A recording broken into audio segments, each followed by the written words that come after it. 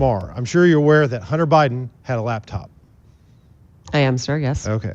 And there were many stories written about said laptop. Yes, sir. And in 2020, unfortunately, NPR's managing editor for news refused to cover the story, and he branded it a, quote, waste of time. How many times did y'all interview Adam Schiff about the Russia collusion? I'm sorry, I don't have that number. It was 25 times. You know how many times NPR interviewed chairman of this committee, oversight committee, Jamie Comer, about the Biden impeachment inquiry, or the Hunter Biden tax evasion and illicit business dealings of the Biden family? I'm sorry, I don't know. I believe that's 0. You believe your reporters are fair? You said they're fair and they're working at it. I believe that they work to be every day, sir. They're non-biased. And yet, you have the voter registration issue. I mean, we're all human beings. We're all going to see through the world through a certain lens. And are you aware of any Republicans, any registered Republicans in your newsroom? I couldn't say registered, but I know we have conservatives in our newsroom, yes. Okay, so the recent registration, when it was looked at, 87 Democrats and 0 Republicans registered. I found that very concerning, Yeah, sir. I would. Not even 40 to 30 or 50 to 20, 87 to 0. But it shouldn't be surprising when their own CEO says things like, I'm so done with late-stage capitalism, or calls the President of the United States a deranged racist sociopath, or that America's addicted to white supremacy. That made me uncomfortable, and it takes a lot to make me uncomfortable. Joining me now, Monica Paige, White House correspondent with Turning Point USA. Monica, look, I hate NPR as much as the next man, but I also hate the fact that we're still funding it. Where's the GOP at? I love the hearings. Hey, I like Pat. I know Pat. Where's the defunding coming? I'm promised it every other day. You and me both, Jesse. I mean, I feel the same way. Did you know that just last year alone, NPR received just about $11 million in federal funding? And for what? I don't know about you, but I listen to NPR only when I'm in an Uber. For some reason, the Uber drivers always seem to be playing NPR on the radio on my way to the White House or back home. And sometimes I'm interested. What are they talking about? It's always interesting to hear what NPR has playing or what they're reporting on. And it's always either a half truth or it's something that they just never did their full research on. So it's about time that DOJ really gets the chainsaw and starts, ripping through these organizations like not only NPR, but PBS and these state-funded, federally funded news organizations that aren't bringing the American people the truth. They've been lying. They're propagandists. This is what they do. And it's about time that we need the full truth brought by our outlets like yourself and like us here at Turning Point and Frontlines and other, small little organizations here that really have a big voice in the grand scheme of things.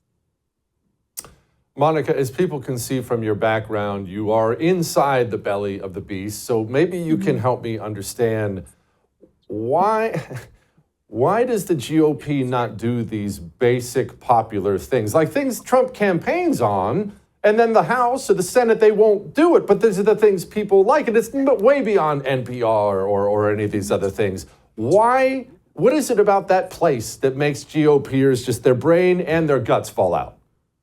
It's a very interesting dynamic, and I'm kind of glad that you brought this up because I feel like sometimes the GOP and Republicans really need to be pushed a little bit, and President Trump is always the one to push things forward. I mean, he's a doer. He'll do everything that he says he's going to do. That's what makes him so popular. That's what won him the popular vote in November. So when you see these House Republicans or just these establishment Republicans here who are really slow walking what the American people want and these great ideas that will truly make America great again, it's a little bit concerning, and it kind of makes me a little wary as to what the future would look like post President Trump. Will, whoever comes next, if it's not JD Vance, will they do what they say they're going to do? And I think that, a lot of the changes that have been brought here, whether it's with the media, with the economy, immigration, you name it, it's all because of President Trump. He is a kingmaker, but he also is a doer.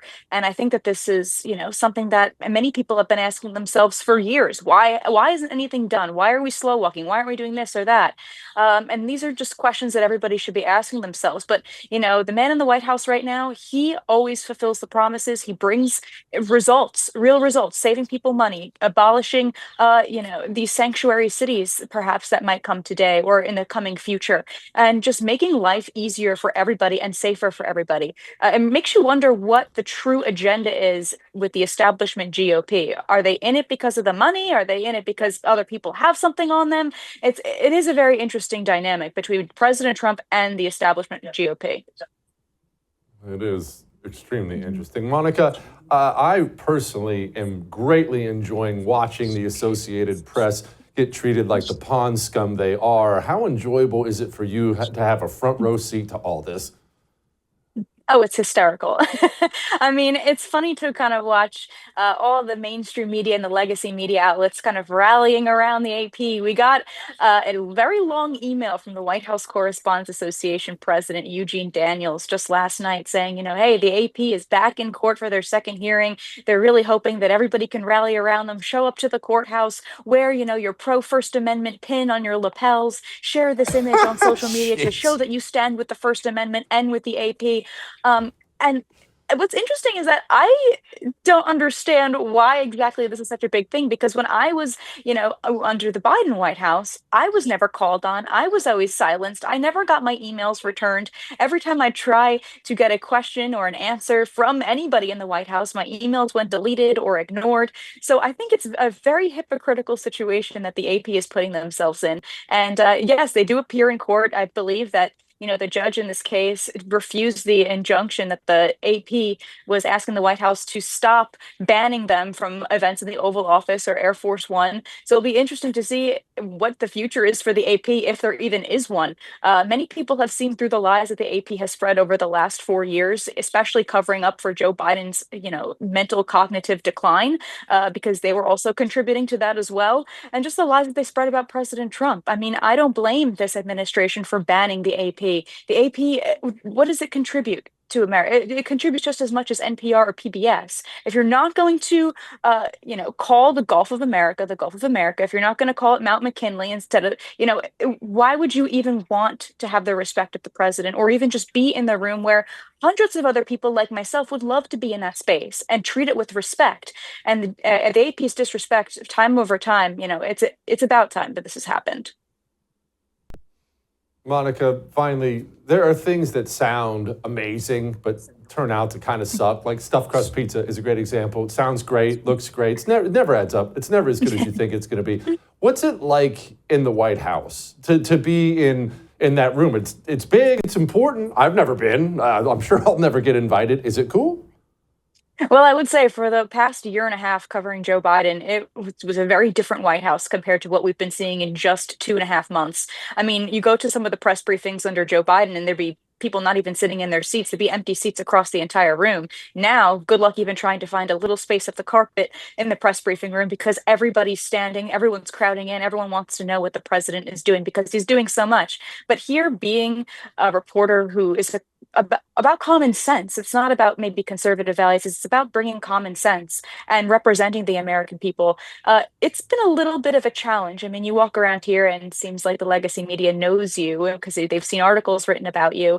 But it's a pretty vile space. I mean, you've had reporters here for decades that have really made this entire White House their entire personality about how, they show up for the past 50 years, for decades that they've covered and chasing after these politicians. And it really is crazy. The Biden White House really bred a sense of elitism among some of these reporters that just because you have a seat, it means you're definitely going to get called on in the briefing room. But that's not the case anymore. This White House that we're seeing right now has completely transformed that and turned it upside down. Now, people who never had a voice, like myself, finally have a voice, and it's refreshing. So I definitely encourage, more small, reporters or those who, maybe haven't had a voice to step up to the plate and really join the White House. I mean, it is definitely a fun experience, but it's not for the weak because there are a lot of people that are looking to, try and get you for everything. You kind of have to watch what you say, watch every move that you make here because you never know who's watching, especially that front row of the briefing room. Caitlin Collins, AP, NBC, CBS, you name it. They watch you like hawks. It's pretty crazy. That's wild. Monica, enjoy yourself. Get some stuffed crust pizza. All right. I would thank you for coming to my YouTube channel, but I know how brilliant it is, and I know you love it here. So subscribe and watch. We're going to start really ramping things up and putting some funny stuff, some interesting stuff out there, some collaborations. Either way, my YouTube channel is officially the place to be. So stick around.